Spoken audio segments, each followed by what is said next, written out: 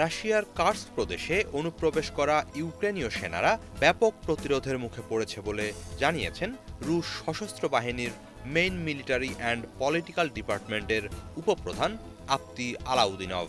তিনি বলেন, ইউক্রেনীয়দের বিরুদ্ধে কয়েক স্তর বিশিষ্ট প্রতিরোধ গড়ে তোলা হয়েছে। বর্তমানে কার্স্কে সামনের দিকে অগ্রসর হওয়ার কোনো সক্ষমতা নেই শত্রু বাহিনীর। শুধু তাই নয়, রুশ বাহিনীর অব্যাহত হামলার মুখে কার্স্কের অনেক অঞ্চলে ইউক্রেনীয় সেনারা পিছু হটতে বাধ্য হচ্ছে বলে জানিয়েছেন আখমাত কমান্ডো ফোর্সেসের এই কমান্ডার। এরই মাঝে ওই অঞ্চলে তাদের দখলে থাকা 12টি গ্রাম পুনরুদ্ধার করেছে রুশ সেনারা। এর আগে 13 সেপ্টেম্বর কার্স্কের আরও 10টি এলাকা পুনরুদ্ধারের কথা জানানো হয়। তার কয়েকদিনের মাথায় দখলমুক্ত করা হয় উসপেনভকা ও বোরকি অঞ্চলও।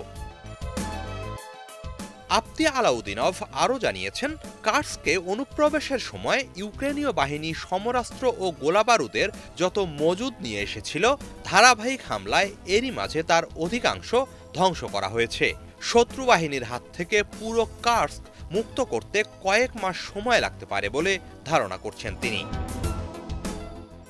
এদিকে রুশ বাহিনী দোনেস্কের ইউক্রেইনেস্ক শহর দখলে নিয়েছে বলে জানিয়েছেন দোনেস্ক পিপলস রিপাবলিকের প্রধান ডেনিস পুসেলিন।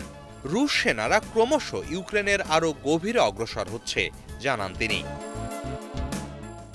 অন্যদিকে যুক্তরাষ্ট্রসহ পশ্চিমা দেশগুলো ইউক্রেনকে রাশিয়ার ভেতরে হামলার জন্য দূরপাল্লার ক্ষেপণাস্ত্র ব্যবহারের অনুমোদন দিলে কড়া জবাব দিতে প্রস্তুত ক্রেমলিন। এরই মাঝে রাশিয়ার প্রেসিডেন্ট ভ্লাদিমির পুতিন এ বিষয়ক রূপরেখা নির্ধারণ করেছেন বলে জানিয়েছেন ক্রেমলিনের মুখপাত্র দিমিত্রি পেসকভ। পশ্চিমারা ইউক্রেনকে দূরপাল্লার ক্ষেপণাস্ত্র দিয়ে রাশিয়ায় হামলার অনুমোদন দিলে সেটিকে ক্রেমলিনের বিরুদ্ধে ন্যাটোর হামলা হিসেবে বিবেচনা করা হবে, এমনটাই হুঁশিয়ারি দিয়েছেন পুতিন।